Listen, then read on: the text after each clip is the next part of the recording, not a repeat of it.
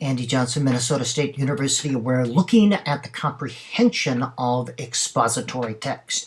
Now, when students are in grades 4 and above, they primarily read expository text in schools. Now, as we said, the purpose for reading expository or informational text is much different from narrative text. You cannot approach them the same. You cannot teach comprehension the same. Students need to know that we approach them differently. Sadly, little if any time is spent in school teaching students how the process of comprehending expository text. How do you create meaning with expository text? Now, comprehension is thinking. We improve comprehending by teaching and improving thinking or teaching the thinking processes. This lecture will cover pre-reading activities, study skill strategies, and pedagogical strategies to develop thinking. 4 simple pre-reading teaching activities: activate relevant schemata, what you know about something, pre-teach or provide background information about the topic that students will be reading about, identify and teach important vocabulary words, each one of these, not all of them, but choose one of these, or use advanced organizers. And an advanced organizer is anything that shows students the structure of what is to be read. It could be an outline. Provide a structured outline to students either on paper or on the board so they see exactly what they'll be reading about. Use the structure of the story. You will need to fill in more information. This is how you accommodate if you have struggling readers in your classroom. All right? Get that on the board or on paper. Here is something that can be used as an advanced organizer. A semantic map is anything that shows the relationship of concepts. A concept map is a hierarchical structure. We see living things, animals, and plants. This is hierarchical. Use as a pre-reading, you pre-teach some of these activities, and then as post-reading, students fill in or add more information to the map. It's a good pre- and post-reading activity. Structured note-taking, sometimes called scaffolded note-taking, is where you provide students notes that are partially filled and that have some structure. It can be something formal like that. It could be a web. The important thing is you provide some of the information as a scaffold. As they read, then, students fill in the rest. You provide a scaffold or a structure for them. Confirmation. Use 3 to 5 declarative statements about what is to be read. As a pre-reading, students agree or disagree. This is great in small group because the conversation that ensues enhances learning.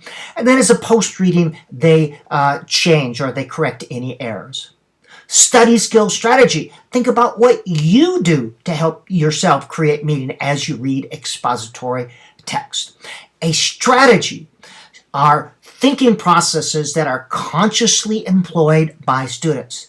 A skill technically is something done automatically without thinking about it. A strategy is consciously employed. Some simple study strategies, comprehension strategy, a very simple 5-step basic note-taking strategy, and these have to be simple and pragmatic if students are to use it. Write the title of the article, write the name of the headings and underline it. Select only the most important ideas from each paragraph. Record the idea using short abbreviated sentences. Record supporting ideas below the sentences. Use numerals for main ideas, small letters for supporting ideas. Less confusing than the official outlining form. Keep it simple. I would do this together with students many times using cognitive model. I would teach this during guided reading lessons. Large group, small group, and then individually they should be able to do it. Read and dot. Sometimes students don't want to interrupt the flow as they are reading. Read the paragraph, put a dot in pencil next to the important ideas so you don't interrupt the flow, finish the chapter, then go back and take notes using only the dotted information. And you can go back and you can erase the pencil dots. Preview overview. Here's a nice graphic organizer. Look at the title. Read the first and last paragraph, and with this graphic organizer, they can put their notes here, read the chapter article, and then take notes. Structure. Read and pause. Read a paragraph. Pause. Do I understand? Return or resume. Teach the process many times. Eventually, students will be able to do this automatically, but it teaches them the pause, metacognition. Am I understanding? And don't assume students know how to do this. You must teach them explicitly. As teachers of reading, and all teachers should be teachers of reading, get up a poster with 2 or 3 study skill strategies that you will be teaching, whether you're in 3rd grade or graduate school. All right, adopt and adapt each of these study skill strategies and put them up whenever you assign reading. Boys and girls, remember, you need to use one of the comprehension or study skill strategies. Some pedagogical strategies to develop cognitive processes related to comprehension, things that you can do as a teacher. This is a great one. It's called Look Back. Students read a paragraph or a section. Ask them then to tell you one interesting or important idea before moving on. The text is available. You can see students' eyes, watch them as they go back and scan and look for an interesting idea. Works great individually, but can be done in small group as well. 3R chart. After reading a paragraph, a page, or a section, you tell me the interesting or important ideas. Get it? 3I. This puts the onus on the student to decide what is interesting or important instead of a comprehension sheet or what the author thinks is interesting or important. Reciprocal reading, sometimes called reciprocal teaching. Done a lot of different ways. Again, simplify the process. 2 partners read, stop after reading a designated page, paragraph, or section. 1 partner covers up the page and summarizes or explains. Partner 2 checks for accuracy and includes any missing information. They go ahead to the next one and reverse rows. Keep it simple, keep it simple, keep it simple.